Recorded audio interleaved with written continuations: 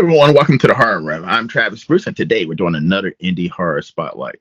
I have with us today, he's an actor, producer, writer, and a director.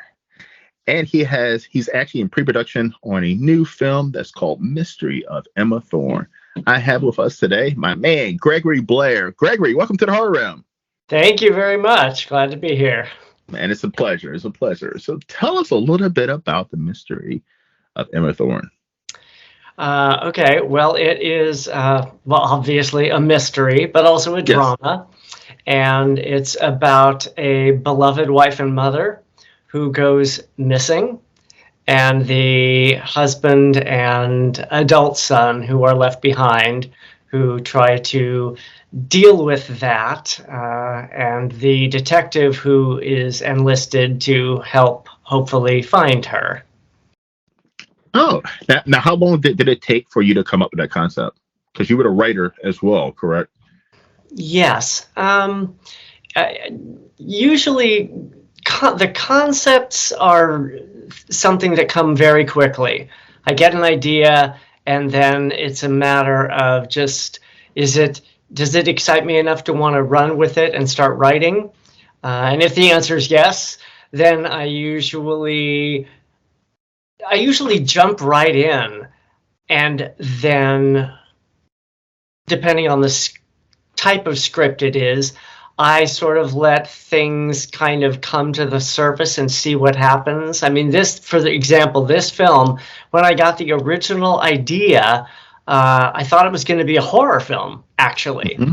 But as I started writing it and dealing with the characters and the reality of the emotional sort of place that they would actually be in, that's how it ended up becoming so much more of a drama. But the mystery side of it, because, the mystery horror element that was the root of it, that mystery element is still there. And some people might think it's a little horrific in some way, without giving away any spoilers. But I think the whole tone of the piece is, everyone I've given it to since I finished it and they've read it, they're all like, wow, this is really moving. This is really... So I think that, that whole, like I said, that whole drama element comes to the forefront. Now, is that something that happens commonly as a film writer, where you have this initial idea on what kind of genre this movie is going to be or what direction is, and then you get into it, you're like, no, this is something else? Very rare. Usually when I come up with an idea, I pretty much know what it's going to be from the get-go. I mean, there are still surprises along the way as you build the story and create characters, and things will emerge that you don't expect. But usually, going in what your genre is, because you kind of need to write. Every genre sort of has its own, I don't want to say rules, because that sounds so stringent, but there are certainly, there's a tone to, say, a comedy that, a drama doesn't have. And usually that's not the case. This was a very, very rare exception where it evolved into something completely different from what I had originally intended. But the character spoke to me, and I just fell in love with it. And I was like, oh, this is obviously the film that it's meant to be and the one I meant to write. So I think you don't fight that if it happens. That's amazing. Now, you're wearing multiple hats for this project. When it comes to some filmmakers, they have a writer and then there's a director. Is it tough wearing multiple hats, or is it a little bit easier because you done wrote the script, you done wrote the idea, so as a director, you know exactly what your image was? I would say it can be either or. That probably sounds like a cop-out, but I think that, I've written a lot of scripts, and I have not directed them all. And so sometimes it's fun to see what other people do with your work. Sometimes it's not so fun. I can imagine, yeah. But you have no control over that once you've, given the script away, sold it or whatever. When I'm doing it myself, myself is not even close to being a reality because nobody makes a movie by themselves. Yeah. Many people do. If I'm gonna direct something that I've written, I think there is some kind of inner mental synergy that's going on where you sort of know ahead of time how you want to do things. But sometimes you discover that along the way too. I mean, for me as a director, I work very closely with my whoever's my cinematographer, my DP, and we'll talk about how we want to make these images happen. Because sometimes I have a very specific thing I absolutely want to do, and sometimes I'm open. I'm like, well, what do you think about this? And we'll have a discussion and we'll come up sometimes with ideas that I hadn't even thought of. This is the value of surrounding yourself with a good team of professionals who have the kind of ideas and experience. They can guide you into places you might not have thought to go originally, and kind of like the script that goes where it wants to go because the characters need to do something. Your film can be better for that. So yeah, I don't think I'm not a tyrannical director by any stretch of the imagination. I think it has to be a collaboration. If you can't collaborate, you better be really good.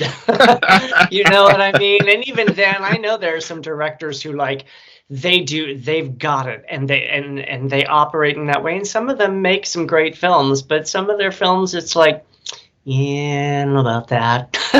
So, well, because I've interviewed and talked with individuals who have worked with those kind of filmmakers where they're the writer, director, producer, and they're also the lead actor, and yep. And it's kind of like a vanity project. So if they don't want no input from anyone else, and I think that's crazy, because especially if you're wearing that many hats. I mean, for example, I was one of the in Garden Party Massacre. It's kind of an ensemble group of about 5 or 6 characters that are on screen almost the entire movie. And I did cast myself in that particular piece, and I was extremely upfront with my AD, with my DP, also with my script supervisor. When I'm in front of the camera, I'm depending on the 3 of you to let me know if there's something that I absolutely need to look at, whether it's my performance or something else that happened in frame. Because I'm good then if I'm in it, in that case, for example, in so many scenes, I can't be going back to Video Village after every single take. I mean, I could, don't get me wrong. When you're working on an indie budget and you only have so many days, that would just eat up all your time. So it has to be a question of, did we hit that? And then I go to Video Village after we've done, say, I don't know, 3 takes or whatever, and we look, and I'll say, oh, that's the best take. Or my script supervisor will say, watch this is the one. So again, I think utilizing a team that knows what they're doing is way more efficient, and I think you get a better result at the end of the day. I agree. And as a movie watcher and audience, I can definitely tell movies that there is some turmoil or drama behind the scenes compared to one where everybody's working as a coherent force. Oh, that's awful. I don't know that I've ever seen that, but you do end up seeing movies where you're like, ooh, they really needed to work on that or this or the other thing. That happens. I never know why. If you're not on set, how do you know? How would you know what went wrong and why exactly? And then you watch like the behind the scenes of the movie, or somebody does something behind the scene on YouTube or something, and then you're like, oh yeah, the director hated the lead actor, and this person was fighting with this person, and you're like, that's why that movie was not coherent, and it was not that great, because Ugh. it was just so much going on. Yeah, that's tough. Again, that just goes back to my point of you want to carefully, hire your people, the people you're going to work with, because it is one big sandbox and you're all in there together. So you want to invite people who can play well in the Yes. sandbox. You know what I mean? So now, now, when it comes to you, do you have a go-to team that you go to, rely on when it comes to majority of your projects, or do you mix and match? I would, so far, I kind of mix and match. My first two films, I did work with the same co-producer, um, but that was. I'm trying to think if I think the entire rest of the Deadly Revisions team, I think my Garden Party Massacre team was a completely different team, with the exception of one gentleman he's going to be my through line because he's also going to be an on-set photographer for The Mystery of Emma Thorn. So Nice. he'll be my one through line guy.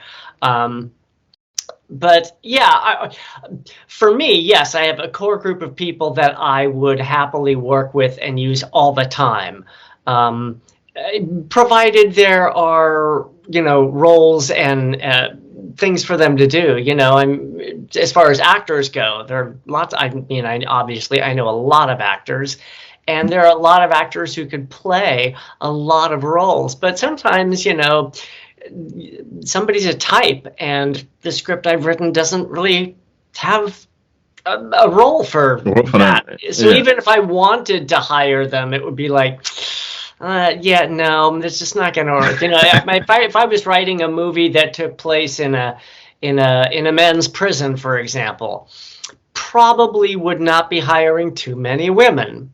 Now, Yes. nowadays, you can play with that a lot more, I think, and you can Hmm. sort of gender blind. You can do a lot more now, I think, than you probably could, even 20 years ago. And Hmm. in fact, wouldn't that be interesting if you could do it in such a way that nobody knew? Maybe Yeah. you get some transgender actors, and nobody needs to know. Although I think if I did that, I would make that kind of part of the forefront, You will because have to, wouldn't you? representation is important nowadays. So I don't know. I think I went full circle on that. I know, right? Didn't I? You really did. But I agree. In that situation, you kind of would have to, yeah, I 100% agree. Yeah. Now, So now, is it tough choosing filming locations when you are thinking of the idea or going into that pre-production realm? it, it's never it's in a way it's never hard because they are plentiful. It's all Hmm. about your budget and what you can afford. That's going to limit it. And then it's also about availability. Can you get Yes. it for the time in which you want to use it? And then there's also other things that come into play. Like sometimes you find a location that looks perfect, but they're like, oh no, you can't use a fog machine in our house, or oh no, no blood, or oh no, you can't smoke, or what, what I mean? And so Hmm. that rules it. So I mean, there's so many things. That's what makes it difficult, especially I think for really low budget independent films, because the cost factor alone really limits you as to what you can do, which is why they say write something you can do in your own house, or Yeah. in a really limited location, or a restaurant you work for, and you are really good friends with the owner, and they're like, yeah, you can shoot all night overnight while we're Hmm. closed, go for, what I mean. You Hmm. find ways of getting locations for less than you would if you had the budget to say, Oh yeah, I can drop 10 grand. Nope, or whatever for a day. Yeah. So talking about struggles, what would you say are the top three struggles for you, or probably any filmmaker right now in 2023 when it comes to making an indie film? I think it's always budget to some degree, and but that's almost at any level in a way. Yeah. If you're working at a really high level and there are three lead actors you desperately want, but all three of them are gonna make your cast budget higher than your bucket according to the Hmm. producers and all of the investors. You might have to rearrange money to make it work, or who knows what. But I would say uh, at the independent level, that's always a struggle. Is how can I do this for the least amount of money and have it still look the way I want it to look, which hopefully translates as good. Yes. So, Yes. that's a big one. I think, well, money translates into resources. So, can I get the actors I want, the crew I want, the locations I want? All of that those things are sort of connected again, I think, to budget, but not always, because what if I really want this actress, but she's not available? Again, she's shooting something Yeah. the week I want to shoot. There were a couple of times I've had that happen where it's like, it just isn't going to work. I had some issue with that this time around. I had a couple of actors. I knew I wanted to play certain roles, and I had this basically the list. You have a list of actors you want. Sometimes you only have one in mind, and that's really if you That's don't get tough. them, you're crushed. But in this one, in one particular role, I had a list, and it was very much a matter of the right one just fit perfectly. Hmm. Not only were they available, they loved the script. They actually had insight into something unique about the character that I was Mm. like, so the stars align sometimes. Hmm. Well, that didn't sound like a problem, did it, Gregory? No, this sounds You wanted not three hard at problems, all. and I just didn't. Well, here's the thing about all filmmaking and, well, all business in general, but is there will always be problems. How well of a problem solver are you? How do you Yes. come up with solutions? How prepared are you with backup plans? Blah, blah, blah, blah, blah. So, I mean, ultimately it comes to that. But problems, I would say budget, uncontrollables. I hear Uncontrollable about that. TV. For some reason that day, you have a location and it was the quietest location on earth, and then you get there and they're doing construction on the house next door. I've had that happen. Oh. I've had, two massive freeways shut down. I think there was a double big rig accident. So all the freeway traffic was shuttled onto side streets. And yes, we were on one of those side streets. So Oh. I was in a film where there was a hurricane, and that wasn't supposed to happen. So there are all kinds of things that are just out of your control. Planes going overhead, lawnmowers if you're working outside. So what do you do if you get to a location and somebody's doing construction next door? Like, what do you do at that point? Well, there are many solutions. When we were working on Deadly Revisions, that happened. And my co-producer, God bless her heart, Roxy, she is, let's just say she has some curves. And Hmm. she took off her jacket, and I don't know if she was wearing like a leotard or something. She went out to the construction guys and just worked it as nicely and as sweetly as she could, and they shut up. They said, Wow. yeah, take an extra long lunch. So, gosh, I mean, I would never get away with that. I would either. Can you see me? Hi, guys. I'll probably get in a fight. I might get a date, I know. They probably wouldn't be able to stop all the construction. So, you use whatever you have. You have to in life. You really do. Now, okay, so now I've asked this question with filmmakers before. So, like, getting your project out has gotten easier in some ways. It's not easy, but it's gotten a little easier with streaming services. But now it's a little easier for filmmakers to get their project out. Doesn't it make it harder for your project to stand out? Oh, absolutely. Yeah, there's it's such a huge glut of stuff out there that for you to stand out is really difficult. I think, yeah, it gets harder and harder, especially the more platforms there are that have relatively easy access for filmmakers, the more films end up on the platforms and people have to weed through stuff. So yeah, I think it is harder to stand out. But I think getting your film seen has always been tough when you are at the low end of the budget range because you don't have the hundreds of thousands of dollars for marketing, that goes into most of these. Any film that you can think of off the top of your head probably had a massive marketing campaign, Yes. and low budget indie people don't have that.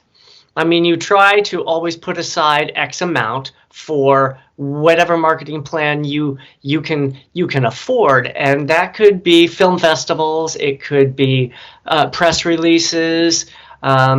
Some can get up there and work a deal and afford getting some kind of media on the side of a bus or some bigger stuff, billboards even. I mean, it all depends on your budget and what kind of deal you can get out of whoever's got what.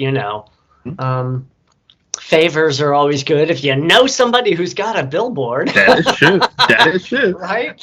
I've definitely seen the billboard with indie filmmakers, and they're like, I knew someone who on that billboard. I was like, okay. It's usually something like that. It's who do I know and what can I get for the least amount of money? Because every dollar matters when your budget is, anything under 100K. Every dollar matters in a way that's not exactly true if your budget is, 10 mil. Yes. Or whatever. Because I grew up, so I was born and grew up in the 80s, and the video store days, and oh yeah. And I seen a lot. I mean, I was a huge horror fan, so go with my parents, and we picked our movies based on not of if we heard of the movie, knew the movie. We base it off of the cover. Totally. The artwork cover. If it looked amazing, that's how I got to see some of the Full Moon movies, the Trauma, the really low budget stuff. It was because it was there and it had an amazing cover.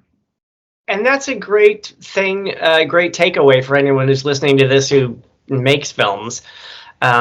Yeah, your cover art, your art that goes on your posters and your DVD and all that, that's something that's so important because I think that really does draw people in. So you want really good cover art that is eye-catching and sells the movie instantly. You're like, oh, I know exactly what this movie is. Don't multi-million-dollar movies can afford to be obtuse, and just show a face of the movie star, or whatever. You really need, if you're working on at the lower end and you really need to get people's attention, especially if you're thumbing through the movies on whatever platform it is, it's a teeny tiny little rectangle, right? That you're looking at. So keep that in mind. when you're making your poster, that it should be easy to look at and go, yes, I understand exactly what that movie is, hopefully. But also, too, the key is, too, whatever your poster is, your movie has to be about that. Because I've clicked on a lot of stuff, and the poster could be ninjas fighting dinosaurs, and I get into the movie, and there's not a ninja or a fucking dinosaur in the whole entire damn movie. You know, and it used to be when somebody rented a movie, like in the video store, like what you were talking about, you already paid your $2.99 or whatever the heck it was. It was It's over. too late. Here with streaming, especially if you're on one of those platforms like Tubi, where it's advertising, and you get, like, I think, I don't even know what it is, but you get a little bit for how long somebody actually watches the whole movie. If you've duped them, they're not going to stay past the 10 or 15-minute mark or whatever, and so you're not going to get as much because the advertisers aren't going to get as much. So exactly. I think that's even more important now with streaming. And, I mean, that's even, but I even feel like it's important when it comes to YouTube. Like when I started my YouTube channels at the beginning of the year, like I was making these fun, crazy thumbnails, and then I just look and I was like, why the hell are people only watching my things for like 10 seconds? And I was like, oh, let me just go ahead and just post. I'm doing an interview with somebody. Listen, here's the thumbnails. Me having an interview with someone, so you know what the fuck you're getting into when, right? I mean, if you like interviews with Indy, you said, okay, this is going to be a talking head, two people talking. I know what I'm getting. Yeah, absolutely. Well, I mean, it's the old phrase, truth in advertising. Yes. If you sell somebody something under false pretenses, they're pissed. You know what I mean? Yep. So, and why would you want to piss anybody off with your content? I mean, unless you're one of those, the kind of commentators that's their job, like the Howard Stern show or whatever it used to be. Shock jocks, they used to call these guys. Yes. I mean, if that's your thing, fine. Otherwise, don't piss people off. Yeah. And just like Tubi, I mean, just like Tubi and YouTube, you get paid by the advertising. So people have to watch your videos X amount of time. I mean, for X amount of minutes in order for the ad to get showed. And if they're in and out in 10 minutes or 10 seconds, what are you going to do? You're not getting watch time, so it's pointless. Yeah, you might be getting the views, but you're not getting the watch time, which means you don't get paid. So, right. So, and we're all making so little as it is. Yes. Why would you want to jeopardize the 3 pennies you're going to get? Yes, I agree. All right. So, now, growing up, were you a big horror fan?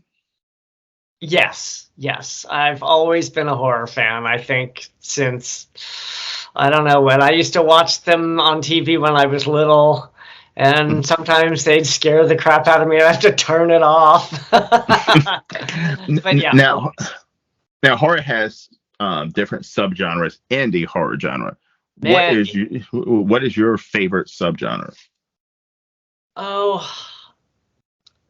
I don't know if I have a favorite, but I definitely like supernatural elements. I like some monster movies. It kind of depends.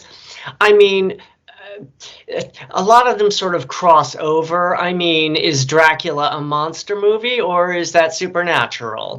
Both. Mixture of both. Right? Yeah. Yeah, he's also kind of a zombie. I mean, all these things kind of mix a little bit. There's a lot of that. There's a lot of sci-fi horror. Aliens, is that a sci-fi film or is it a horror film? Yes. So Predator. Yeah. There are some slices of the genre, that I don't like, and I steer clear of. I don't make that kind of movie, and I don't like to watch that kind of movie. But otherwise, yeah, I like ghost stories. I like basically I like a movie to scare me, because to me that's what horror is. Horror is about scaring me. it's not about simply making me uncomfortable. And I think for me, I find a lot of horror confuses those two emotions. I mean, if I'm squirming in my seat like this, am I doing that because I'm afraid or because I just don't want to watch? It's grossing you To me, out. it's a big difference. So, like, I'm not, and I'm not. I don't want to have anyone think I'm poo-pooing these genres here No, because you're a not. lot of people Yeah. love them. But like, I generally, and there are exceptions to every rule, but generally, I'm not crazy about body horror. To me, that's just gore. And I'm grossed out and weirded out and I'm uncomfortable, but I'm not really afraid. I Hmm. want to be scared. I'd much rather have a cheap jump scare make me go ugh, and then laugh than Did it be just be disturbed? grossed out without. Yeah. You can be gross and bloody as long as you're scaring me too. You know what I Hmm. mean? Like The Exorcist, the original The Exorcist, or Evil Dead Part 2, for example. Those are gory and bloody, but they're also scary. Yes. So for me, that's the thing. I need to be scared. If you're not scaring me, your horror movie or your horror genre is just not my cup of tea. That doesn't mean it's bad. It just means it's not my cup of tea. No, but I agree with you. Anybody's ever watched my channel, I'm like, there's certain movies that I respect them for what they are, Oh yeah. but I'm not entertained by those movies because there's very little story, there's very little character development, and it's not even scary. It's just I want to gross you out for 90 minutes, or I want to disturb you for 90 minutes, and like that's And that's that's fine. If you can do that, yeah, that's great. You know, it's it's fun, not for but like me. the but even like the rewatch ability of those movies is not great because I mean those movies I might sit through it one time, but I'm not going to rewatch it again. Like if I see that it's up, I might go through the theaters and see it up. I've seen that, and like it could be free on HBO Max or something. I'm not going to rewatch it because it's a one time thing, you know. And for some people, they can watch it over and over and over, and that's great. You know, my whole thing is if a movie brings you joy, awesome. Yes. Relish in it and enjoy it. It doesn't have to be, you know, I talk about this sometimes because it's like one of my, I don't know, it's one of my things. There's a difference between whether or not you like a movie or not and whether or not it's any good or Yes. not. And I think everybody confuses this. They say, "Oh, I love that movie. It's great," or "I hated that movie. It sucked." I'm like, "No, separate those." You can say, "I love that movie. It sucks, but I love it." You know what I mean? We Hmm. call those guilty pleasures. And I think you should be able to say, "I hated that movie, but it was really well made." Yes. People don't I usually do that. No, like my favorite movie all the time is it's a horrible movie. I mean, listen, it's shot bad, it's bad acting. Bloodsport starring John Claude Van Damme. It's an '80s Oh yeah, action yeah, I movie. remember Yeah. that. I don't think I saw it. But I love that movie, but I know it's not a great movie. No, totally. And I think that that's fine. And I think that people often are very comfortable with that side of the coin. Like I said, there's the phrase guilty pleasure. I think people are comfortable with that saying, oh, it's a terrible movie, but I love it. I watch it all the time. And, Hmm. and we don't seem to have as much of an issue with that as if we see something and we don't like it, being able to say, yes, but it's an excellent film. I always my go-to is always the David Lean movie, Lawrence of Arabia. I have Okay. tried to sit through that twice, and I have fallen asleep every time. That doesn't mean I don't think it's a brilliant film. The Uh-huh. cinematography is staggering. I mean, it's Hmm. beautiful. It's just not my cup of tea. So I don't Yeah. like it. If somebody asked me, do you like Lawrence of Arabia? I'd say no. But I'd say, but it's a quality film, and you should probably give it a try. Yes. I mean, even like I mean, I ask people what is their favorite horror movie, and I would say 99.9% of the time, people have The Exorcist in their top five. and I understand why. And I respect The Exorcist for what it was. I mean, it was, it was something new. If it wasn't for The Exorcist, there would be no Conjuring. There would be no Paranormal Activity. There would be a lot of horror if it wasn't for The Exorcist. So I respect it for what it was. Is The Exorcist in my top five? No. I That's fair. but I respect it for what it is. I mean, I respect it. It was a game changer. It's the way it was shot. It is terrifying. It's a terrifying movie, but is it in my top five? No. That's totally fair. But I can't say, oh, I hate that movie, because that would be ridiculous. I don't hate that movie. It's just not my cup of tea. Totally. And even if it were, you know, some films, I think, some films survive the passage of time in different ways. The Exorcist has just, and it's not alone. Many films this has happened. We've moved forward in some ways that I think The Exorcist becomes very much a period piece. I'll never forget when they re-released I forget what year it was. It was like the uncut version that had the spider walk and all that stuff. Yes. The whole audience fell apart because there's this scene where Chris goes to the doctor, I know there's lots of doctors, but the actual medical doctor. And the medical doctor's just leaning on his desk, smoking away. Mm-hmm. I'm like, the whole audience is like, there's a doctor smoking in his office. I mean, by today's standards, that's just hilarious. That would never happen. Yes. But at the time when that movie came out, nobody even paid attention or even noticed that. They were just engrossed in what was happening in the scene. So sometimes little things like that happen. God bless the smoking doctor and The Exorcist. because I remember watching The Exorcist as a kid in the 80s, and I was like, oh, this is terrifying. And then I never had an interest in watching it as an adult until 4 years ago. They were offering a Exorcist tour, like a bus tour. That took you to all of the places where the movie was filmed in D.C., in Washington, D.C. Oh, okay. Yeah. And so it started off in Baltimore, and it rode down, and they were playing the Exorcist movie on the bus. And I was like, oh, my goodness, I haven't seen this. Bus? Yeah. So it was a bus trip taking you to the actual house and the stairs and the diner from part 2 or 3. And I was like, oh, I haven't watched this movie in decades. I was like, and I'm watching, I'm like, oh, this movie. I was like, I don't know why I was so scared of this movie. I'm like, it is a beautifully shot movie, but it has not aged well.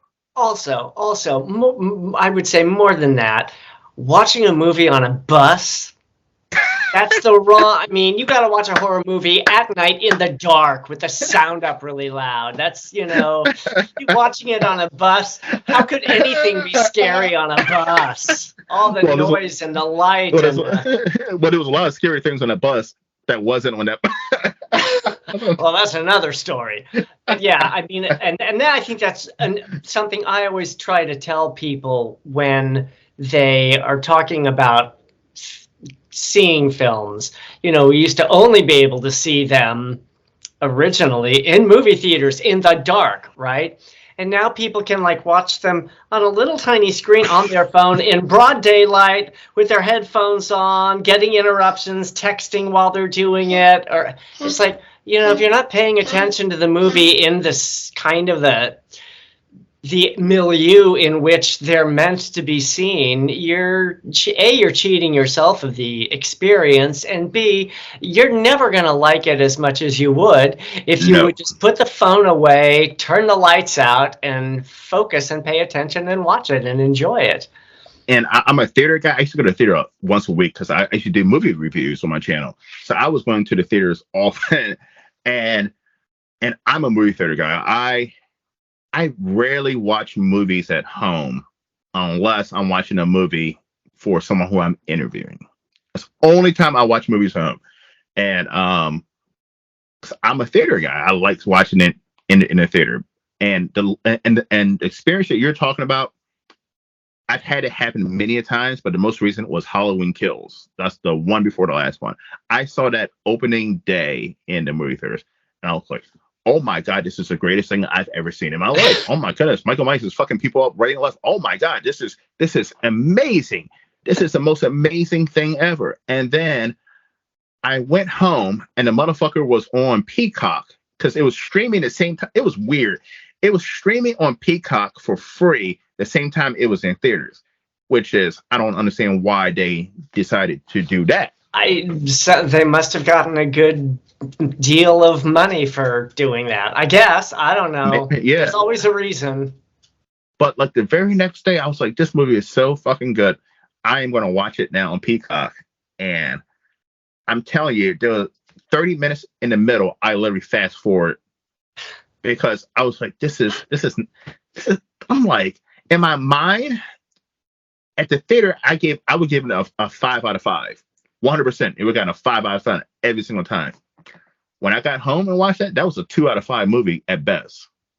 Well, and part of that is, well, there's probably a couple things to play there. Number one, the excitement of seeing a movie on opening day, blah, blah, blah. There's that. The seeing it on a massive screen with a good sound system and all that, it's so big that it has more impact just because of its size. And then you're watching it on a much smaller screen. And not only that, you just watched it. So it's so fresh in your mind. Yeah. You know. But the other thing is too, this thing right here that's called phone. Your phone, and when you go to see a movie in the theater, you're literally shutting your brain off. You're cutting your phone off. You're immersing yourself in the movie. Right. And I try to explain this to people who don't like going to movie theaters. When you're at home, I don't care how quiet you think it is. There's constant distractions. Your kids are running around. Your wife is asking you what you want for dinner. You know, your neighbors are arguing. Somebody's honking their horn. Your phone is going off. Your email's blasting. There's so many different damn things. Your dog is barking because he wants to go outside. There's so many different things that prevents you from immersing yourself into the movie. That's why I always say, you know, if you're going to stream at home, do it at night when it's quieter, lights out, cut your phone in the off. Other room. Mm-hmm. You know what I mean? Let everybody know we're watching the movie. It's movie night. Shut the F up and watch the movie. You know? It's the only way to enjoy it, I think. I've had people, you know, comment, I could hardly see anything. And it's like they were watching it on their phone in daylight. Nobody makes a movie to be seen on a phone in daylight. Nobody. It should be against the law to watch a horror movie at home during the day. Or, you know, or even with the lights on. Even with the lights on. Like, horror movies are meant to be watched at night in the dark. Or if you're going to the theater, if you're going to do it, watch it during the day, watch it in the theater where it seems like it's night. Yeah, I mean, you know, it's just, it's very hard for me to, sometimes because of timing or whatever, and I need to see something, I have to watch it during the day. But I still like shut all the windows and make it as immersive as I can. But you actually brought us up something. People who watch movies on their phone, who does that? Like, well, there's a whole phenomenon, and I appreciate people who like it. I don't want to knock it. It's not for me. It's the whole watch party thing where we're watching the movie, but we're actually all just chatting with each other and texting. It's like, okay, you know, you're not actually watching the movie because you're too busy doing this. It's like reading comments and typing comments, and I'm just like, that whole thing to me is just, don't do that. Watch the movie and then have a chat session later. Yes. You know what I mean? Like, you know, go out to dinner, or if you're all just online, that's cool. Have an online chat. but after the freaking movie's over, because everybody's like, oh, I missed that part. Of course you did. You weren't watching this screen. You were down here. I don't know why the character did that. That's because you weren't watching. But I mean, I like, the only time I watch a movie not on the TV or not on the movie screen is when I'm flying on a plane or a bus or a train or something like that, right? You're trapped for 8 hours. Yeah, sure. I'm not sitting here watching a movie on this little fucking small screen. Like, even when I'm doing that, I'm watching it on my iPad. You know, it's a nice big screen, or my laptop or something. I cannot even imagine, like, and I have a pretty big ass phone. It's still different watching something on that small. Listen, and I feel like it fucks my eyes up too, trying to focus on that little small screen. I just can't. I can't. You know, I get it. It's for super short stuff. It's for TikTok. You know, Yes. and I get it. For something tiny, it's like, oh, watch this little video. Okay, if it's, you know, under 5 minutes, fine. You know, I'm not watching a 2 longer hour than movie. that. Oh, I'll watch it when I get home on something. Yes, I'm not watching a 2 hour movie on my phone. I just can't do it. I can't do it. Oh, I even struggle watching something that long on the computer. Yes. I'm like, you know, if it's some little 80-minute, 90-minute movie, I can duke that out on the computer. Mhm. But anything longer than that, no. I want to be night, big screen. I want to be immersed in it. I actually tried to. I interviewed an indie filmmaker, Terry. I can't think of name, but he had a movie that's called Open Doom Crescendo, and he sent me a screener to it. And I was about to watch. I was at work, and I was about to watch it on my laptop, and it comes up, and it said 3 hours long. I was like, nope. I was like, even though I could sit here and watch this for 3 hours, I'm not going to do that on a fucking laptop. That is not happening. Like, I was like, I'll wait till I get home and watch this on TV. Like, this is no way I'm watching a 3 hour movie on my computer. Oh my gosh! Yeah, was this an independent film? Yes, it was 3 hours long, but it was fun though, and it kept your attention. Okay. I even told him during the interview. I said, the fact that I watched all 3 hours says that I was interested, because I would have just fast forward. If it wasn't, it kept your. I think he said it was someone said it. The first 10 minutes lock you in. Okay. And then the last 10 minutes, the ending, which is the second most important part of the movie, it was like, wow, that was such a good ending that I didn't mind wasting 3 hours of my life. Like, you know, it was like, well, it wasn't a waste of time. Not wasting, but like investing. I should say investing 3 hours of my life into this project, because it was so good. I didn't mind sitting here for 3 hours, which that's hard for me to do. I think most people, even like the last Batman I was talking about, that was 3 hours long. I had to break that in like 3 days, because it was just, and it was a good movie, but it was just sitting there for 3 hours is, for any movie, is a long time. So, well, yes, I think there are a couple of issues. Number one, I think when you're younger, not too young, obviously, little kids can't sit for anything, but when you're in your 20s and 30s, most people, I'm totally generalizing and I apologize for that, they can sit for 3 hours. Once you get past 40, that becomes uncomfortable and you do not want to sit for 3 hours. That said, the more important issue for filmmakers, I think, is your film's narrative needs to support your runtime. mm-hmm. So if you're going to make a 3 hour movie, there better be 3 hours worth of stuff that needs to be in there that's narratively, you know, I call it the narrative imperative. It needs to be there. If you cut it out, it ruins the movie. I have seen a handful of 3 hour movies in the past year or two, I suppose, that have absolutely earned their runtime. Yes. But most movies do not. Most movies nowadays, it used to be movies were 90, 100 minutes, maybe 110, with exceptions. Yes. Musicals, Gone with the Wind, blah, blah, blah. The David Lean movie I mentioned. There were always longer movies, but they were like special things, and often they had intermissions. You Mm-hmm. know, remember that? Oh my gosh. Yes. How do you know how old I am? And so I have a funny story about that, actually. Okay. But in general, movies nowadays, they are getting longer and longer. So many of them flirt with 2 hours or more, Especially, 2.5, and they just unlike every time the movie's over. Not every time. I would say easily 50%, but probably more.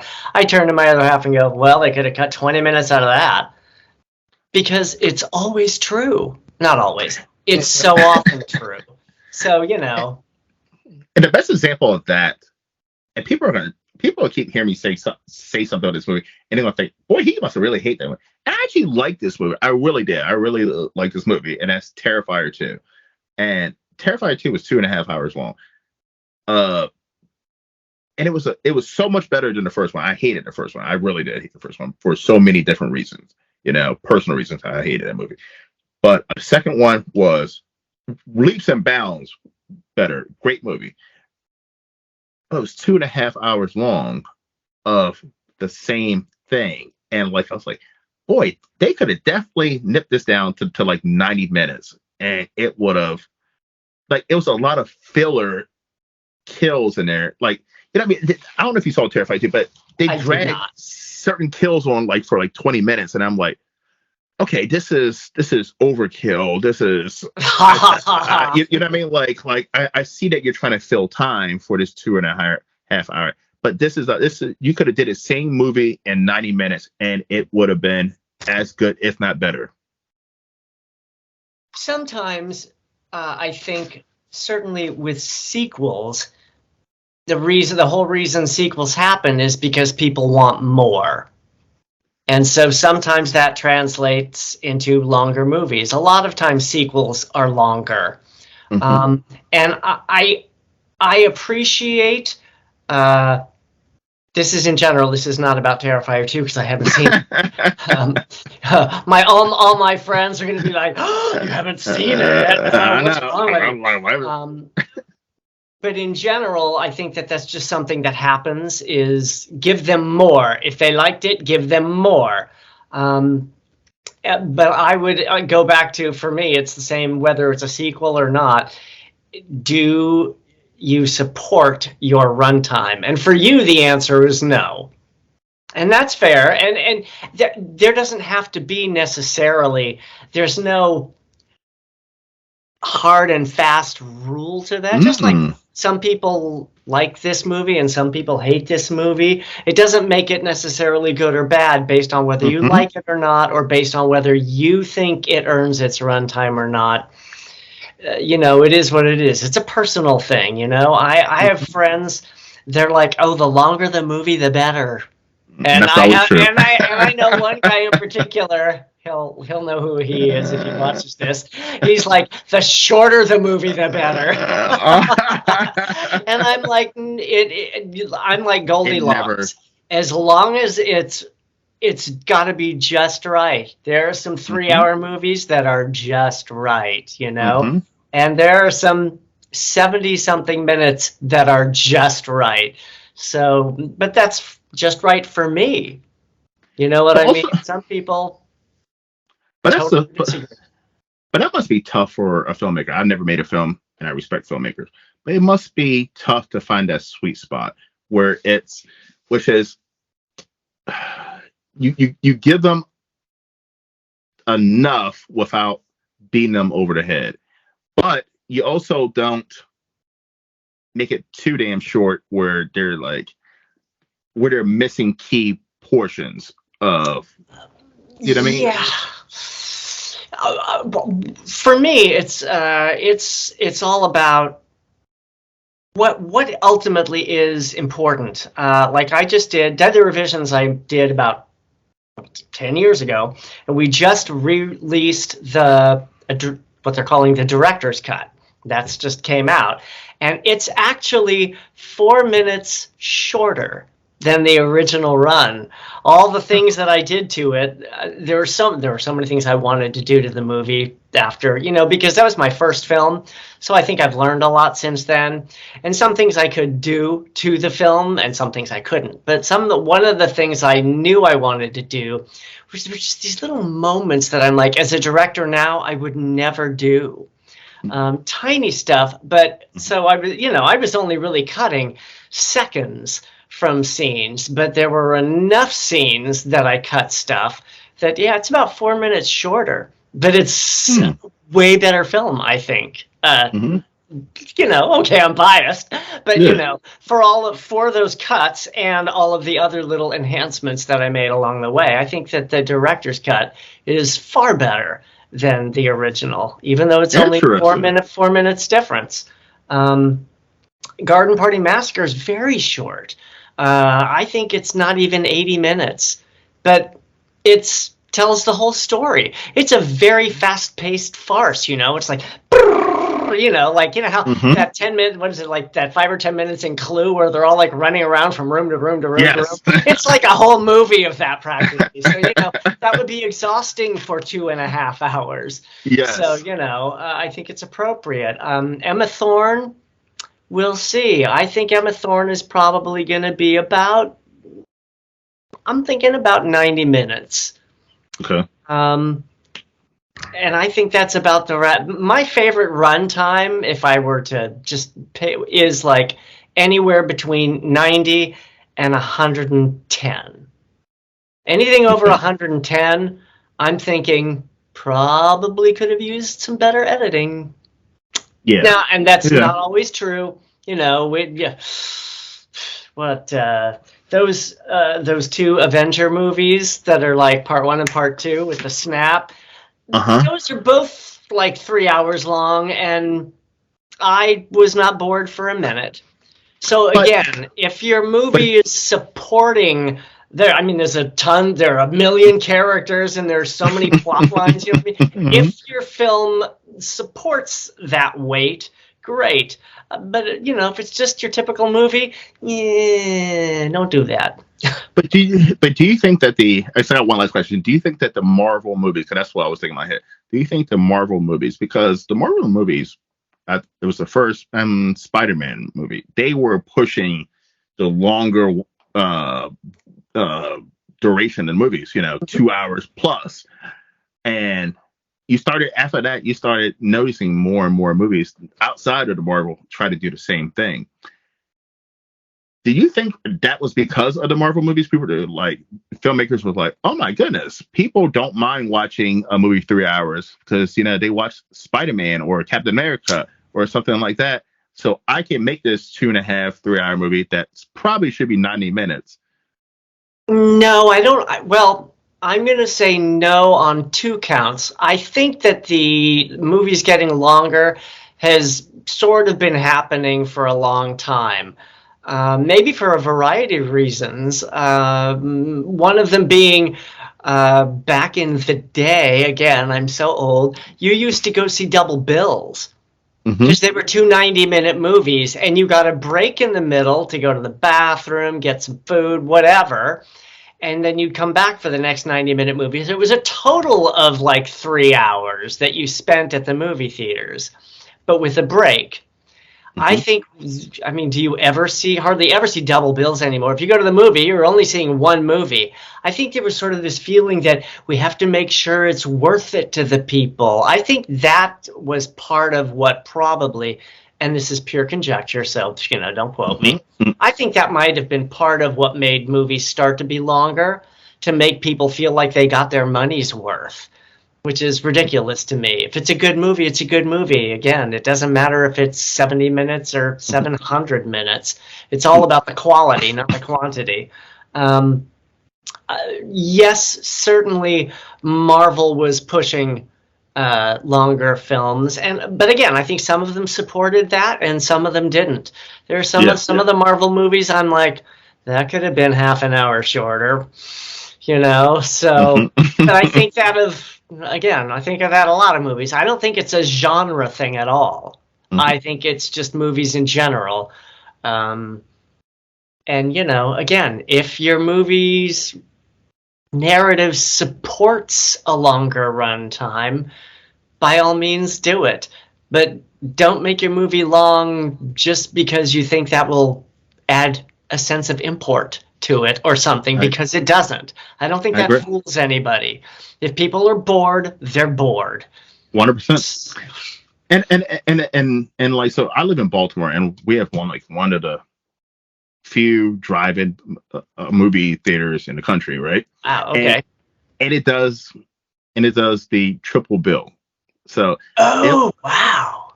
and it's newer movies. So like, um, and it go boom, boom, boom, like intermissions between. But and I once in a while will do all three. But that first movie is usually completely empty. Like Okay. people don't show up to like the second movie, and most people don't even stay to the last movie. But and I'm like thinking about it, like watching three movies back to back to back in a car in the year 2023, where most of them are 2.5 hours long. That's all fucking day. Right. That's what I was So, thinking. I was like, I don't want to sit in my car for more than 20 minutes. but but if you did two 90-minute movies, most movies back in the day were 90 minutes. So you do a 90-minute movie intermission and you watch a whole new 90-minute movie. That's not as bad than watching even two and a half hour movies back to back. Oh, I That's don't think I could ever do two and a and I don't half hour movies back to back. and I'm I don't know done how after one. great I don't care how great the movies are. They could be amazing. I mean, I've I've been to that drive-in many times, and it's rare that I even see. Once again, they offer three. It's rare for me to even see two of the movies because I can only do one movie. I can, especially, I mean, even sitting in a car, you can get a recliner chair and sit back and stuff, or a folding chair. Still, sitting and watching two long movies back to back, I can't even do that shit at home. Like I said, I think when you're younger, you can. It's not as It's big of an easy. issue. Yeah, that's Those true. those of us who like, oh my back. And, Ah. and plus, I'm 41 now. Man, I used to make fun of people for having to go to the bathroom every 40 minutes. I'm telling you, I used to be able to hold my pee for hours. For hours, I could sit through, one of the Lord of the Rings movies and not pee. A 3 hour Lord of the Rings movie. Not anymore. Not anymore. And then you get up and pee, and then you don't miss a big chunk of the fucking movie. I used to, when I was really little and going to the movie theaters, one of the thrills of going to the movie theater was, getting candy or popcorn or whatever. And I Hmm. sometimes did that in the middle of the movie, but, I was young and dumb then. I would never Hmm. do that now. Now it's like I'm sitting and I'm watching the movie. I think that's one of the benefits of streaming, Yes. or renting at Pulse it. home, is if you really got to go, you can pause it and go and come back and you haven't missed anything. Hmm. Yes. I mean, I agree. And ever since I hit 40, I'm like, wow, watching the movie experience is completely different. It's completely different.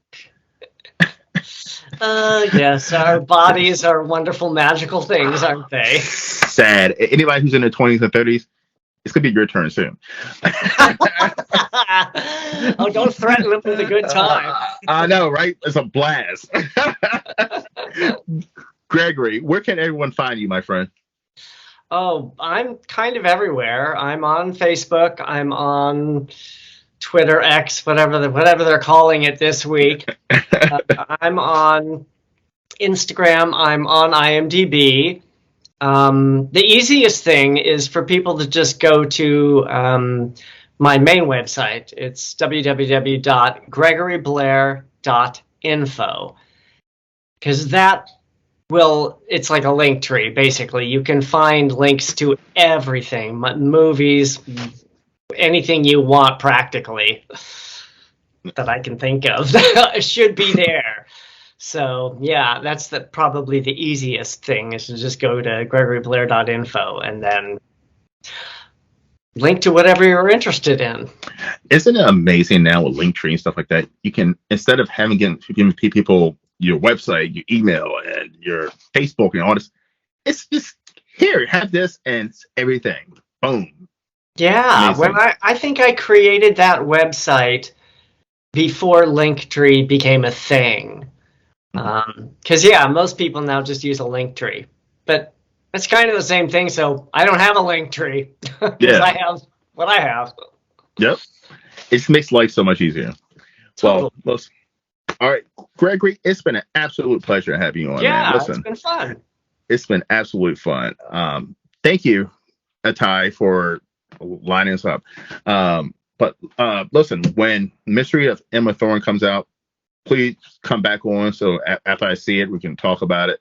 Sure. And I'll let you know what I think.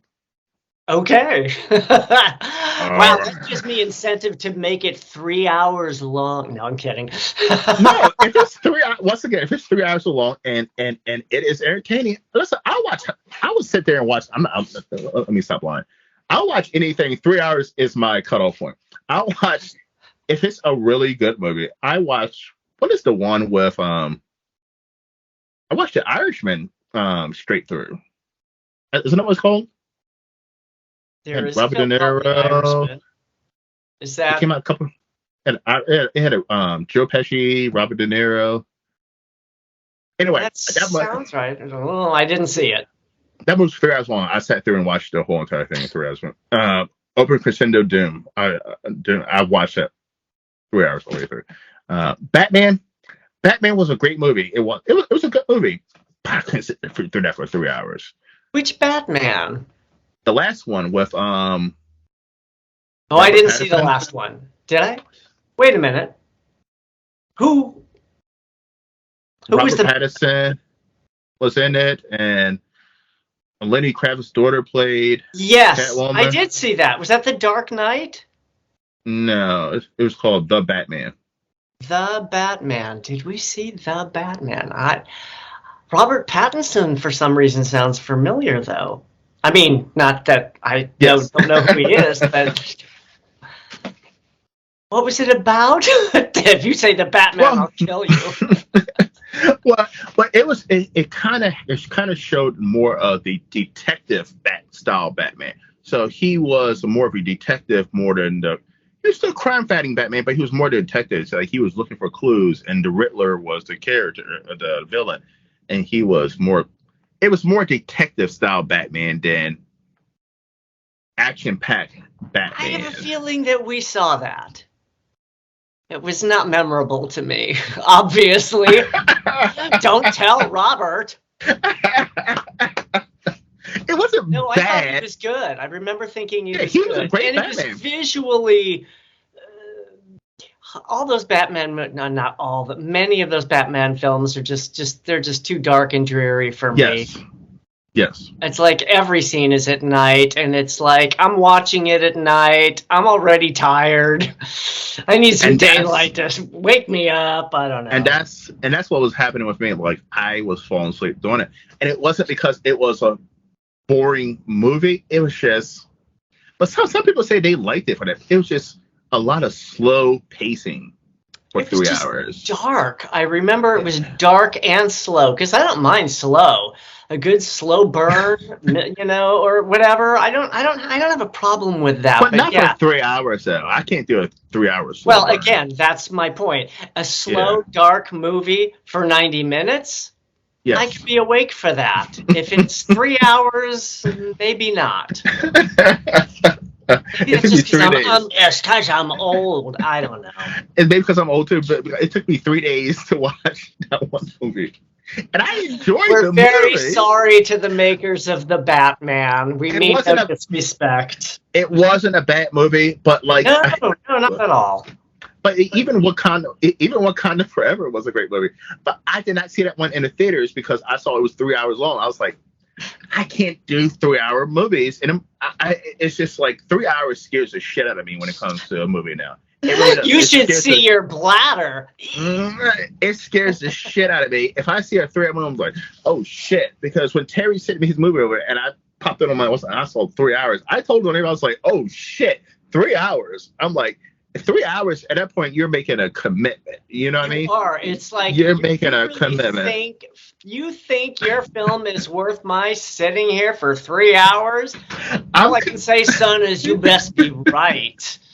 because you know what I mean. I work a lot. I mean, I work a lot between my full time job and during this in the evenings. So like, if I'm giving up 3 hours of my fucking free time, it has to be something. It has to be. It can't even be good. It has to be great. You know, it has to be something great that I'm like, okay, I watched it for 3 hours and I really enjoyed that. It can't be like, oh, well, that was okay. You'll have to put, when you post this, the name of the movie and the director, so I can Yes, watch it. I'll actually send you Maybe the. watch it. I don't know. 3 hours. I'll send you the I don't interview. want to I don't want to commit Yes, myself that strongly. I'll send the interview. By the way, I did a 2.5 hour interview one time. No one watched that interview because They just I looked was at the like, runtime and went, it's YouTube. they probably did the same thing that I did. Two I and a did. half hour interview. I did do one interview with a couple of guys, and it was so long they broke it up in two parts. I did that once, but this one was so long. I mean, I want to say it was like 3.5. It ended up to be like 3.5 hours. So I broke up Well, into when you two have two days. people who can talk a lot, Oh, I don't exactly. know who I should be referring to. But I just go off on these rants because I don't make it an interview. I just have this as a conversation, you know. And sometimes I Right. go on these rants and like, or somebody hit me or something, and we just start. I think we are just talking about John Claude Van Damme for a whole hour. And I'm like, oh my god, I forgot to cut the recording off. All right. Well, listen, Gregory. Once again, it's a blast, man. Come back on anytime. Awesome. Thanks. I look forward to it. All right, everyone. Well, thank you for coming to the Horror Room. I'm Travis Bruce. I'll see you guys next time. Take care.